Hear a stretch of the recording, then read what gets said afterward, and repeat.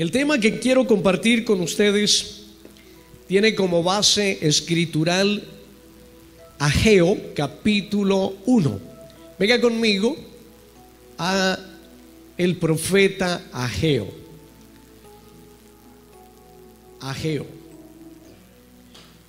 Ageo está después de Sofonías y antes de Zacarías. Y entonces ahora el problema es dónde queda Zacarías y dónde está Sofonías. Bueno, hay que conocer la Biblia un poquito, ¿verdad? Muy bien. Ageo capítulo 1. Vamos en esta mañana a meditar en esta porción de la palabra. Yo les voy a pedir que me acompañen en la lectura, y como les decía el jueves a los hermanos, ténganme un poco de paciencia. Llevo 5 años con estas mismas gafas, las he cambiado en 2 ocasiones y no he podido adaptarme a las anteriores, así que sigo con las viejitas. Me van a acompañar en esta lectura. Dice así la palabra del Señor: en el año segundo del rey Darío, en el mes sexto, en el primer día del mes, vino palabra de Jehová por medio del profeta Ageo a Zorobabel, hijo de Salatiel, gobernador de Judá, y a Josué, hijo de Josadac, sumo sacerdote, diciendo: buscáis mucho y halláis poco, y encerráis en casa, y yo os disiparé en un soplo. ¿Por qué? Dice Jehová de los ejércitos: por cuanto mi casa está desierta y cada uno de vosotros corre a su propia casa. Por eso se detuvo de los cielos sobre vosotros la lluvia, y la tierra detuvo sus frutos. Y llamé la sequía sobre la tierra, sobre esta tierra y sobre los montes, sobre el trigo, sobre el vino, sobre el aceite, sobre todo lo que la tierra produce, sobre los hombres y sobre las bestias, y sobre todo trabajo de manos. Y oyó Zorobabel, hijo de Salatiel, hijo de Josué, y oyó Zorobabel, hijo de Salatiel, y Josué, hijo de Josadac, sumo sacerdote, y todo el resto del pueblo, la voz de Jehová su Dios, y las palabras del profeta Ageo, como le había enviado Jehová su Dios, y temió el pueblo delante de Jehová. Entonces Ageo, enviado de Jehová, habló por mandato de Jehová al pueblo diciendo: yo estoy con vosotros, dice Jehová.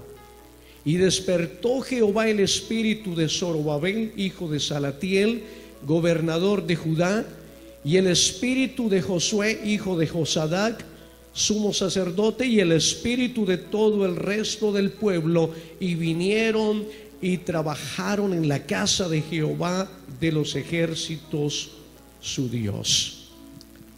Amén. Muy bien, el tema que quiero desarrollar con ustedes lo he titulado La prioridad que arruina. ¿Cómo? La prioridad que arruina. La prioridad que arruina. Ageo nos está planteando un gran problema, pero también una tendencia muy natural de todos los seres humanos. Dios volvió a Israel del exilio. Estaban llegando, porque fueron llegando poco a poco del exilio de 70 años, de la cautividad de 70 años. y ya se habían establecido de nuevo en la tierra. Habían salido forzosamente, es decir, los habían sacado, los habían llevado cautivos. Después de 70 años de sequía espiritual, después de 70 años de estar privados de ofrecer al Señor adoración, de ofrecerle sacrificio, de volver a tener comunión con el Dios de sus padres, Israel regresa. Y cuando regresa y se establece de nuevo en la nación, han transcurrido aproximadamente entre 15 a 18 años. Entre 15 a 18 años. Y durante ese tiempo ellos estaban muy, pero muy ocupados en lo suyo. Cada quien estaba velando por lo suyo. Estaban preocupados por construir sus casas, y muy buenas casas. Y Dios de repente entra en el olvido de esta nación. Porque, mis amados, la ocupación de sí mismos terminará siendo el olvido de Dios. La mucha ocupación, la ocupación nuestra por nuestros propios intereses, será una ocupación que ahogue de alguna manera y en alguna medida nuestra íntima comunión con Dios. Ustedes recordarán el caso de Marta y María, ¿sí? María no se dejó distraer del activismo, de la mucha ocupación, de las muchas tareas en casa, a diferencia de Marta, que estaba totalmente inmersa en las ocupaciones domésticas, y por ello invisibilizó a Jesús, y Jesús se constituyó en una especie de incomodidad en cierto momento para Marta. No funciona de esa manera, mis amados hermanos. No podemos entregar paralelamente el 100% de nuestra atención a Dios en tanto que la tenemos volcada a nosotros mismos. No es posible servir a dos señores, y yo puedo constituirme en uno de esos señores que desplace al Señor de mi vida. De tal manera, mis amados hermanos, que es importante de tanto en tanto revisar el orden de nuestras prioridades, porque hay prioridades que arruinan, y esta es una de ellas. Y permítanme mirarla. Me acompañan en esta observación, en la contemplación de este texto que nos invita desde luego a volver nuestra mirada y nuestro corazón al Señor. Este pueblo estaba postergando lo impostergable, la reconstrucción del templo. Había un acto de indiferencia egoísta hacia el Señor de parte de esta población. Ellos querían su bienestar, como lo vamos a ver, querían sus riquezas para ellos, pero no querían una casa para Dios, no querían el templo para Dios. Y no lo querían no porque lo manifestaran explícitamente, no porque verbalmente ellos tuvieran una oposición a la reconstrucción del templo, sino que la displicencia, la indiferencia marcaba ese tipo de conducta en ellos. Así que, mis amados hermanos, tenemos que Dios habla al pueblo de Israel, levanta un profeta llamado Ageo. Ageo significa festivo. Ageo significa festivo. Los comentaristas dicen que probablemente nació en un día de fiesta. Eso significa Ageo. No hay otro nombre en las escrituras. Muchos nombres se repiten, pero el de Ageo es un nombre singular, es un nombre único. Dios levanta a este hombre y lo envía. Según el versículo 1 dice: En el año segundo del rey Darío, en el mes sexto, en el primer día del mes, vino palabra de Jehová por medio del profeta Ageo. Dios llama a Ageo, le da palabra y lo envía para que esa palabra le sea entregada a Zorobabel, hijo de Salatiel, que era el gobernador de Judá para entonces, y también a Josué, que era el sumo sacerdote. Era importante que dos hombres claves, fundamentales en el gobierno de Israel, o más bien de Judá, recibieran esta palabra de parte del Señor. Estos dos hombres, Zorobabel y Josué, gobernador y sumo sacerdote. Estos dos hombres necesitaban saber, eran quienes gobernaban. Zorobabel, como gobernador, tendría que encargarse administrativamente de la nación, pero Josué tenía que encargarse de los asuntos espirituales de la nación. ¿Sí? Y Dios les hace un llamado. Dios reclama el primer lugar en la vida de su pueblo. Ahí comienza el reclamo, versículo 2. Así ha dicho Jehová de los ejércitos, diciendo: este pueblo dice, no ha llegado aún el tiempo de que la casa de Jehová sea reedificada. Todavía no ha llegado el tiempo. Todavía no estamos en el tiempo. Todavía no. Dios está molesto, claramente molesto, porque aquí hay una clara manifestación de desplazamiento. Dios no está en el primer lugar. El primer lugar de Dios sobre la vida del pueblo de Israel y sobre la iglesia, que son los dos pueblos a lo largo de la historia que han de tener comprensión del propósito de Dios. El que Dios esté en primer lugar es un mandamiento, no es una opción, no es si a mí me parece o no me parece, si Dios debe estar o no en primer lugar en mi vida. No, hermano. Que Dios esté en primer lugar en mi vida es un mandamiento como el de no mentir, como el de no hurtar o no cometer cualquier otro tipo de pecado. Pero, hermanos, Dios no estará en primer lugar a menos que sea tan amado, escúcheme bien, tan amado por mi vida, que yo esté en la capacidad de autodesplazarme a un segundo lugar, a un segundo plano, para entronizarlo plenamente sobre mi vida.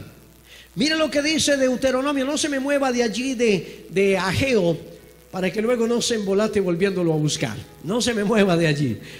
En el capítulo 6 de Deuteronomio, en el versículo 4 y versículo 5 dice: oye Israel, Jehová nuestro Dios, Jehová uno es, y amarás a Jehová tu Dios de todo tu corazón. Óigame bien, amarás a Jehová tu Dios de todo tu corazón. ¿Es una opción? Es un mandamiento. Es un mandamiento. Ahí está en imperativo. Es un clarísimo mandamiento. Amar a Dios es un mandamiento. Es un mandamiento. Y amarás a Jehová tu Dios de todo tu corazón y de toda tu alma y con todas tus fuerzas. Mis amados hermanos, es la única forma en que Dios puede ocupar nuestro primer lugar. Es la única manera, de la única manera en que nosotros priorizamos a Dios, lo colocamos por encima de nuestros propios intereses, de nuestras propias ocupaciones, de nuestros propios propósitos y metas. Es que Dios sea tan amado como el mandamiento aquí lo establece, con todo o de todo corazón. De todo corazón significa que Él ocupa totalmente mi alma, llena mi alma, de tal manera que no hay un espaciecito para mí. Cuando Dios lo es todo, hermanos, yo no necesito ser el todo en mi propia vida para que todo marche bien, para que todo marche bien. Así que es un claro mandamiento. Y Dios está reclamándole al pueblo de Israel: ¿por qué lo han dejado a Él? ¿Por qué lo han desplazado? ¿Por qué no lo han entronizado? ¿Por qué no le han dado el lugar que Él se merece? El motivo del mensaje aquí, de acuerdo al versículo 2, el motivo del mensaje es un llamado de atención a un pueblo que no contemplaba en sus proyectos como asunto importante o determinante trabajar en la recuperación del templo, lugar desde el cual Dios entraría en comunión con toda la nación. La reconstrucción del templo no era un capricho divino. La reconstrucción del templo era vitalísimo en todos los sentidos para el pueblo de Israel. El templo era el epicentro de Israel. Sí, era el espíritu, era la vida para una nación que le urgía estar en íntima comunión con su Dios. Eso era supremamente importante. Y Dios está demandándoles el hecho de que ellos pueden vivir una vida en total normalidad ignorándole a Él. ¿Saben, hermanos? Cuando la iglesia se comporta de esa manera, la iglesia no hace diferencia conductual entre su estilo de vida con el estilo de vida del mundo pagano. ¿Sabe qué le interesa a la gente? A la gente no le interesa si lo gobierna, si es gobernado por la izquierda o es gobernado por la derecha, si es gobernado por un ateo o es gobernado, no le importa. Si quienes gobiernan son libres pensadores,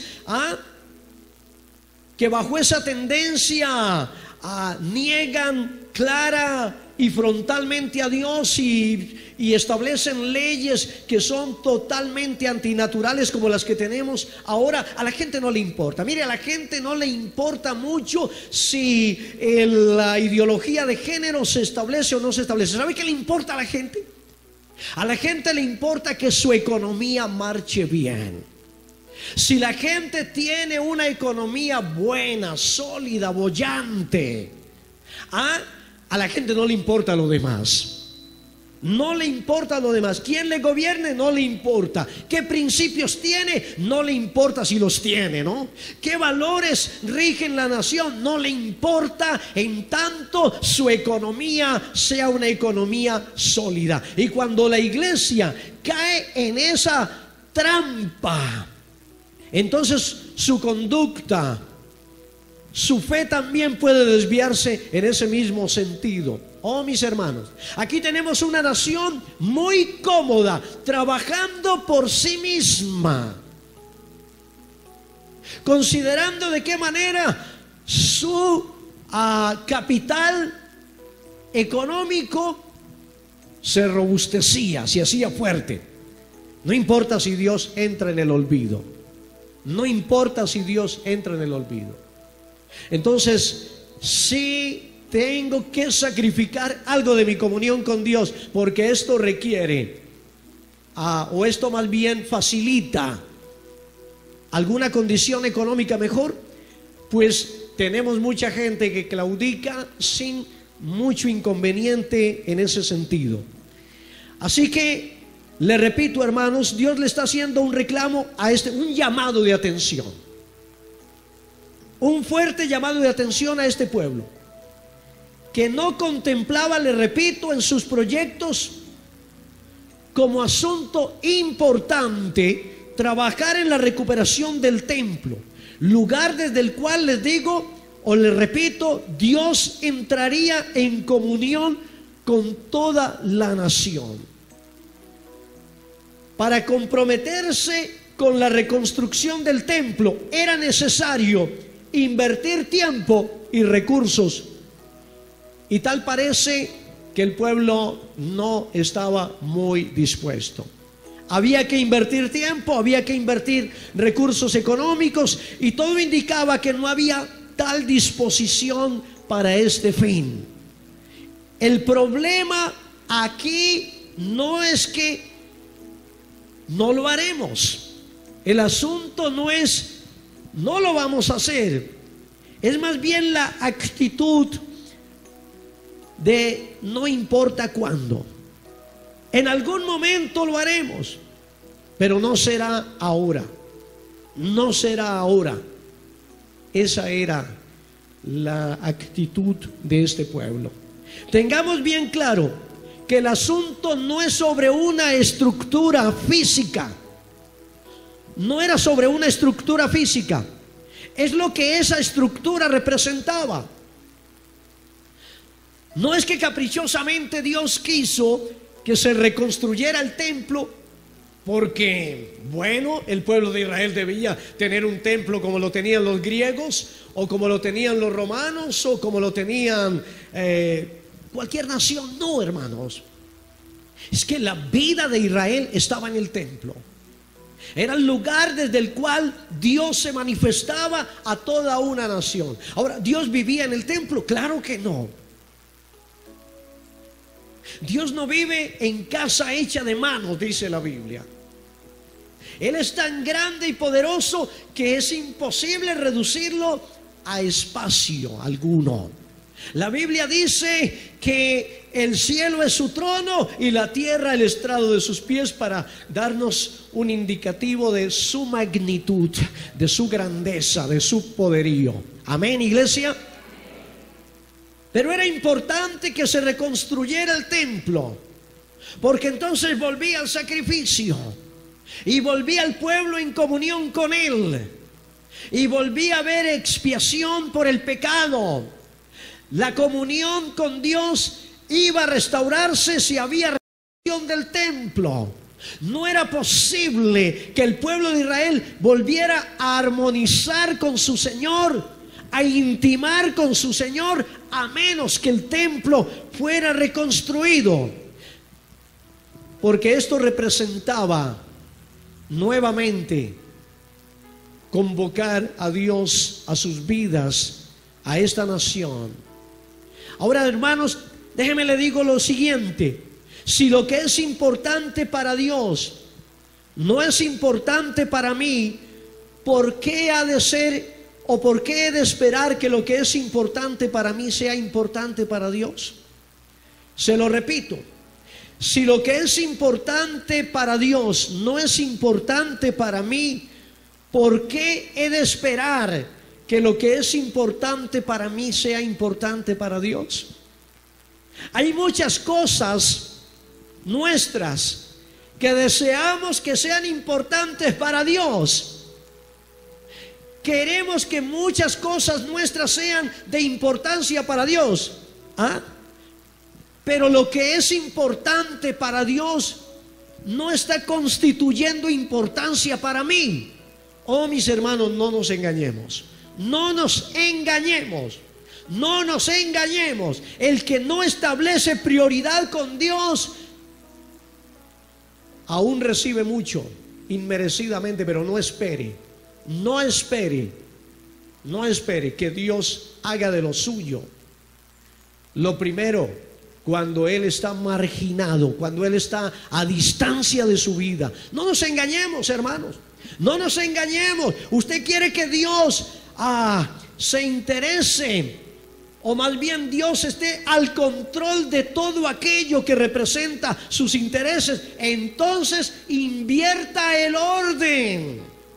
Es más, usted no tiene que pensar ni que pedirle al Señor: Señor, yo te entrego esto y te ruego que hagas de esto aquello y lo otro. No, hermanos, usted no tiene que preocuparse por la economía, usted no tiene que preocuparse por los hijos, usted no tiene que preocuparse por la casa, si su preocupación primera, óigame bien, primera, insustituible, es el Señor.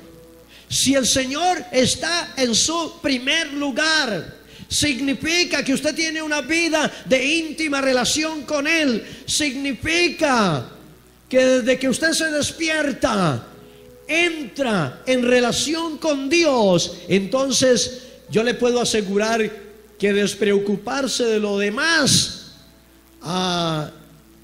sería una buena cosa. Sería una buena cosa, mis amados hermanos, porque la confianza plena en el Señor descansa cuando Él es el primero en mi vida. Cuando Él es el primero en mi vida, mis amados hermanos, todo lo demás está bajo su control. Yo no puedo proteger a mi hijo cuando sale de la casa, ni siquiera cuando está en la casa, pero Dios lo protegerá. Yo no puedo, hermanos, cambiar la condición económica, mi condición económica, por más que luche y me esfuerce, si no está de mi lado la bendición del Señor. De tal manera, mis amados hermanos, que cuando yo me preocupo por mantener una íntima relación con Él, lo demás corre por su cuenta. Lo demás corre por su cuenta. Es maravilloso. Amén. Es evidente el desagrado de Dios con Israel al referirlo como este pueblo. Usted notará en el versículo 2 que dice: así ha dicho Jehová de los ejércitos, diciendo, este pueblo, esa frase, este pueblo, y no mi pueblo, porque Dios normalmente se refiere al pueblo de Israel como mi pueblo, no como este pueblo. Este pueblo es una expresión de desconocimiento, ¿verdad? Cuando usted dice este hombre o esta mujer, usted está marcando de alguna manera distancia con esa persona. Está dando a entender que no hay tanta afinidad, no hay tanto acercamiento con esta persona. Y Dios está diciendo, este pueblo, le repito, y no mi pueblo, es una expresión de desconocimiento por cuanto Él mismo fue desconocido por ellos. Ellos desconocieron a Dios cuando decidieron no reconstruir el templo. Llevaban 15 o 18 años de estar nuevamente en su tierra, en la tierra de sus ancestros, en la tierra que fluye leche y miel. Estuvieron por 70 años por allá afuera en cautividad, y ahora que regresan debieron llegar con corazón agradecido, y lo primero que debieron haber hecho fue focalizar todas sus energías y todo su potencial económico, óigame bien, todos sus recursos, a reconstruir el templo, el lugar que dignificaba a Dios, el lugar que volvía a invitar a Dios a sus vidas. Pero ellos lo desconocieron, y como ellos lo desconocieron, Dios también los desconoce. Usted quiere la aprobación y la bendición de Dios, más le vale que lo vuelva su amigo. Más le vale que camine cerca a Él, más le vale que lo consulte, más le vale que lo tenga en primer lugar en su vida. Denle la gloria al Señor.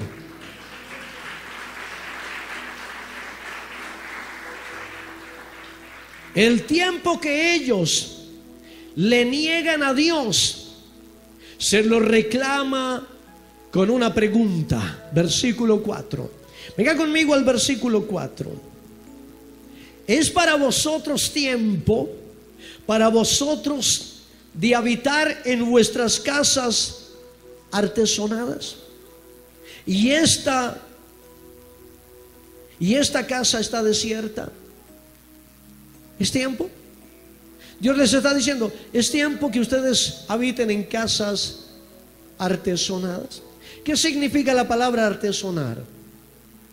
Artesonar es una forma de Bueno, hay otra versión que dice adornar.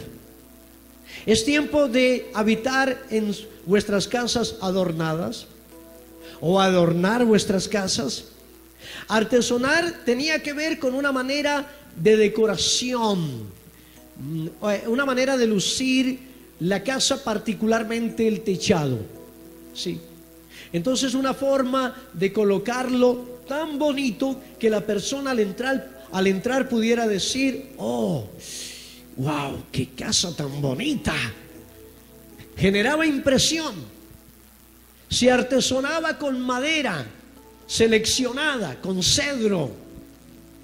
Se tallaba, se hacían diferentes decorados. Una casa artesonada hablaba mucho del habitante. Sí, le daba prestigio, le daba reconocimiento, y ellos estaban trabajando por su propio prestigio, por su propio reconocimiento. Estaban trabajando. Ellos tenían total interés en ser socialmente destacados. Socialmente destacados. Y Dios les está diciendo: es para vosotros tiempo, para vosotros, de habitar en vuestras casas artesonadas, casas lujosas, casas bonitas, casas decoradas. Y esta casa está desierta, está desolada, está deshabitada. ¿O qué esperan? ¿Que yo esté allí en medio de los escombros? Es tiempo de reedificar. Es tiempo de reedificar. El problema no son las casas artesonadas. ¿Había algún problema con que la gente luciera sus casas? No, para nada. Sino el valor. Escúcheme bien. El problema no son las casas artesonadas, sino el valor que ellas tomaban con relación al templo. Ahí es donde estaba el problema. Con relación al templo. Si artesonar mi casa iba en detrimento de la atención y el esfuerzo que yo debía darle al templo, entonces ya sí hay un problema. Hay un problema, hermanos, en que usted tenga su buena casa, su buen vehículo y que tenga una vida económicamente agradable, buena. No, pero si su comodidad no le da lugar, escúcheme bien, no le da lugar a pensar también en invertir para el Señor. Ustedes saben que yo no hablo normalmente de ese tema. Ustedes saben que detesto abiertamente la mercadería que se ha hecho de la fe. Pero también pienso que un cristiano que ama al Señor también invierte para el reino de los cielos. Sabe y entiende que todo lo que tiene y le ha llegado por bendición de parte del Señor. Y con gratitud en el alma devuelve un poco de lo mucho que ha recibido, como dijo el rey David: de lo recibido de tu mano te damos. Así lo dijo el rey David. Digo, de lo recibido de tu mano te damos. Es decir, no le damos nada al Señor que Él no nos haya dado antes. Así que el problema no es que tengamos comodidades y cosas buenas. El problema es que nuestro corazón esté sembrado en ello y no haya lugar en una actitud, en un espíritu egocéntrico, a darle al Señor un poco de lo mucho que de su mano recibimos. Así que el problema no eran las casas bonitas. El problema eran las casas bonitas en el olvido del templo. Sí, en el olvido del templo. El valor que éstas tomaban con relación al templo. Las casas no son más que un indicador. Óigame bien, las casas no eran más que un indicador del lugar donde estaba el corazón de ese pueblo. Usted tiene tantas cosas seguramente acumuladas, o tiene su corazón en lo que el Señor le ha dado, tanto que ahora el Señor es un problema en su vida? ¿Ah? Tiene su corazón en su carro, tiene su corazón en su casa, tiene su corazón en su pareja, tiene su corazón en sus hijos. No sé dónde está su corazón. Pero cuando su corazón está ocupado por fuera del Señor, usted está en problemas. En problemas. En problemas. Aunque no lo crea, aun cuando no lo vea inmediatamente, usted está en serias dificultades. Está en serias dificultades. Cuando el Señor no es el primero en mi vida, alguien o algo estará tomando ese lugar. Y cuando alguien o algo toma ese lugar, oh mis hermanos, yo no puedo esperar que Dios esté allí como debería estar, como es digno que esté. Así que le repito, las casas no son más que un indicador del lugar donde estaba el corazón de este pueblo. Su corazón estaba en sus casas. No había lugar en sus corazones para Dios. Porque si hubiese habido lugar en el corazón de estos hombres para Dios, ellos comunitariamente, colectivamente, nacionalmente, se hubieran levantado para reconstruir el templo. Jesús dijo: porque donde esté vuestro tesoro, allí estará también vuestro corazón. Donde esté tu tesoro, mi hermano, allí estará tu corazón. Si tu tesoro es el Señor, ahí estará tu corazón, y todo lo demás estará al cuidado del Señor. Pero si tu tesoro está en tu esposa, ella será el pretexto para no buscar a Dios. Ámala, sí, como tienes que amarla, pero el Señor estará en primer lugar.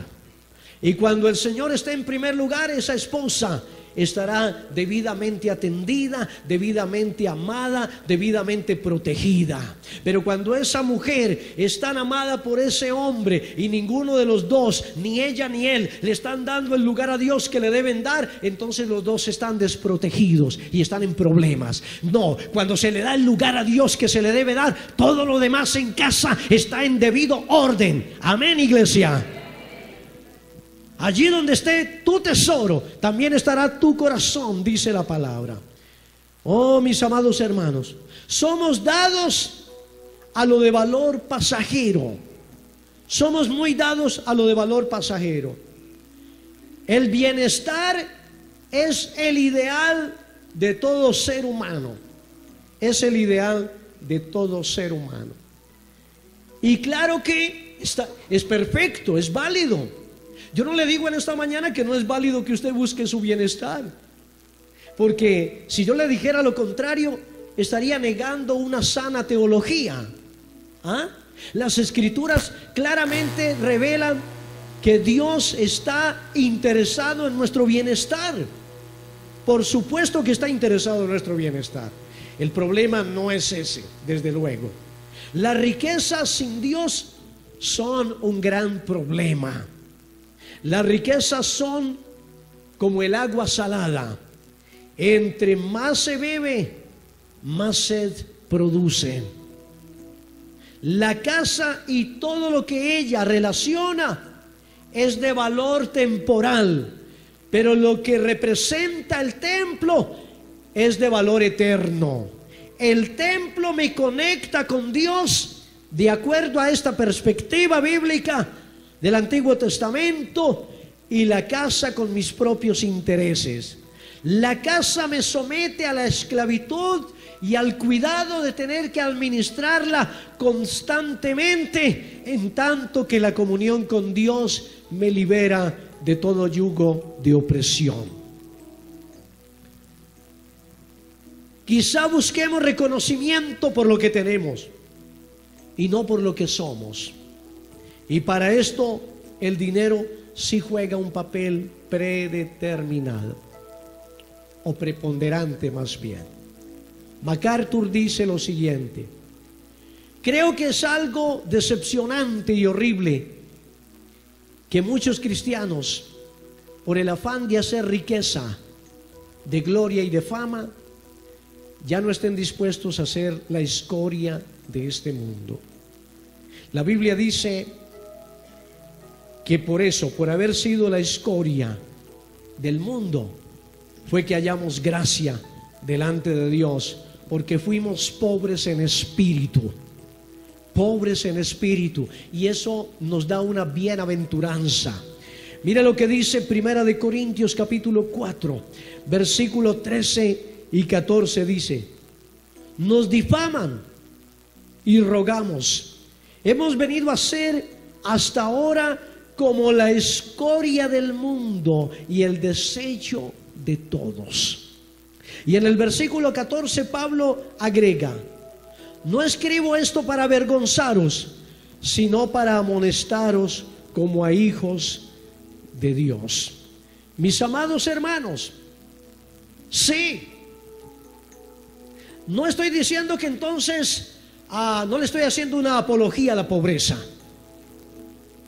ni a la escasez, ni a la precariedad económica. No estoy haciéndole una apología. No estoy diciendo que somos y debemos ser una escoria ante la sociedad porque estamos en una condición de cuasi mendicidad. No, de ninguna manera. Lo que estoy diciendo es que a pesar de que tengamos lo que tengamos, reconozcámonos siempre pobres y necesitados delante de Dios, porque no será lo material lo que llene nuestro corazón, sino la presencia del Señor, si es que en verdad la tenemos. No será de otra manera. No será de otra manera. Y alguien diría: ¿es malo el dinero? El dinero en sí mismo ni es bueno ni es malo. Es moralmente neutral. Es moralmente neutral. Sin embargo, el dinero tiene la capacidad de revelar lo que hay en el corazón de cada quien. ¿Sabe que a la gente se le conoce no porque se le escucha? A veces porque se le ve un poquito, pero si quiere poner a prueba sus amistades, póngalas a prueba con relación al dinero, porque el dinero sí prueba lo que hay en el corazón de cada quien. Pone a prueba lo que hay en el corazón de cada quien. Ustedes recordarán el caso de Ananías y Zafira. Una pareja de cristianos que gozaban de buena comunión con la iglesia naciente. Y yo creo que la reputación de Ananías y Zafira era muy buena. La gente, la comunidad los conocía como cristianos responsables, maduros, muy amados seguramente, qué sé yo. Pero la reputación seguramente era muy buena. Pero ¿qué había en el corazón? El catalizador del corazón humano es el dinero. Y dice la Biblia que ellos vendieron una heredad que no tenían que venderla. Trajeron parte de la heredad que no tenían que traerla, no tenían que repartirla. Y mintieron porque querían hacer dos cosas. De un lado, quedar con una muy buena imagen de ser una pareja piadosa, de ser una pareja solidaria con la situación de Israel, por un lado, pero por el otro lado, ellos querían quedarse con parte de ese dinero, como quien dice, quedamos bien allá en tanto que quedamos bien acá. Acá quedamos con un soporte económico y allá quedamos con una excelente imagen. Y cuando llegan ante Pedro, ustedes recuerdan cómo se desenlazó trágicamente esa reunión con el apóstol Pedro. El apóstol Pedro los increpa severamente y luego les dice: ustedes no han mentido a hombres sino a Dios, y por ello llevarán las consecuencias. Y ambos murieron, cada uno en su momento. ¿Recuerdan? Que puso a prueba a Ananías y Zafira, tan lindos, tan queridos dentro de la comunidad. ¿Qué los puso a prueba? La plática. Hoy tenemos tantas parejas que se disuelven, y yo las he tenido, óigame bien, en consejería las he tenido. ¿Y sabe cuál es el problema? Para que ahora estén a punto de divorciarse, que la situación económica de él o de ella cambió. Se amaron mientras todo estaba súper. La economía era buena, ambos surtían la economía de la casa, en fin, ambos trabajaban, pero de repente uno perdió el trabajo y ya el otro, después de 3 o 4 meses, amenaza con que esta relación ya no va más.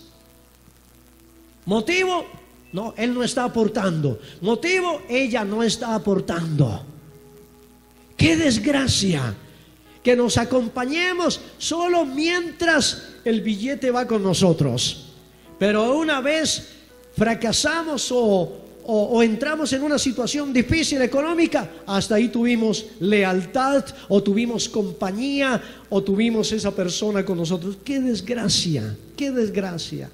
Ustedes recordarán también, a diferencia de ellos, un hombre que la Biblia nos señala como Zaqueo.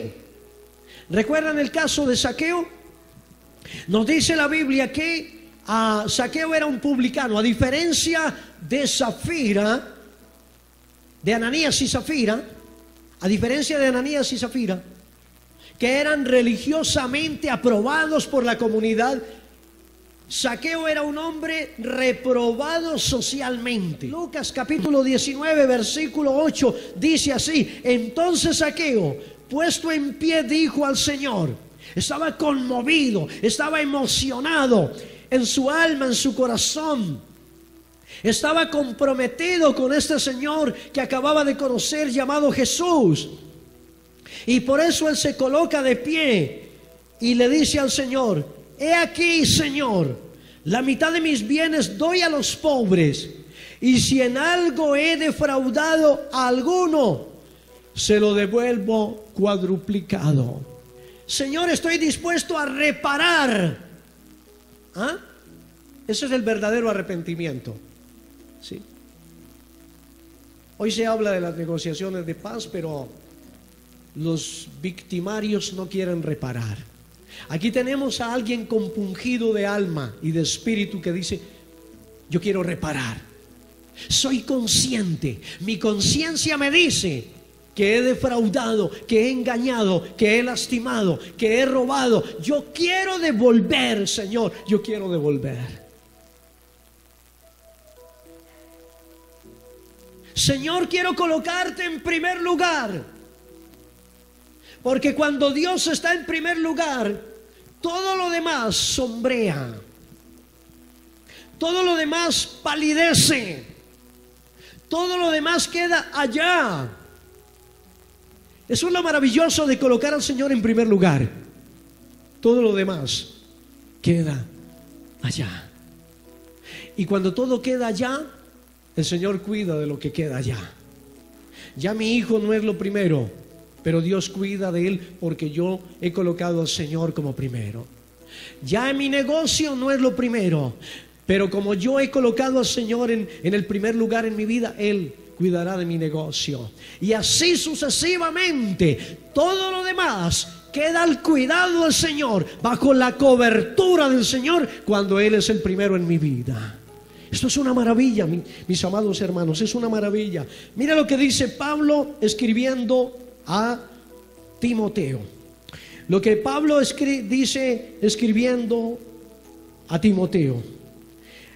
Venga conmigo, primera de Timoteo capítulo 6 versículo 10 dice: porque raíz de todos los males, pero de todos los males, es el amor al dinero. El amor al dinero. Por el amor al dinero se pierden relaciones. Por el amor al dinero se llegan a odiar hermanos. ¿Ustedes conocen esos casos? Los viejos lucharon, se esforzaron, los viejos dieron lo mejor de sí para hacerse a una casita. Levantaron su casita, criaron sus hijos, lucharon por ellos, y un día murieron los viejos y quedó la casita. Y quedaron 4 herederos y comienza la puja. Entre los 4 está el más ventajoso. ¿Sí?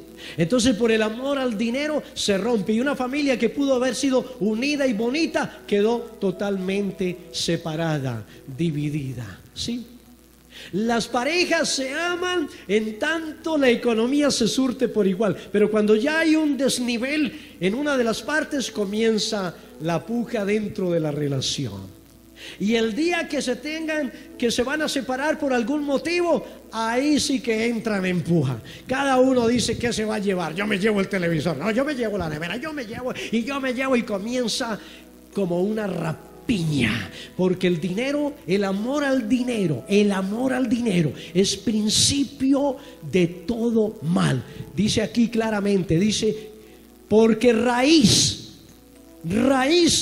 de todos los males es el amor al dinero. No está diciendo el dinero, no dice que el dinero es la raíz de todos los males, sino el amor al dinero, el apego al dinero. El apego al dinero es tan tremendo.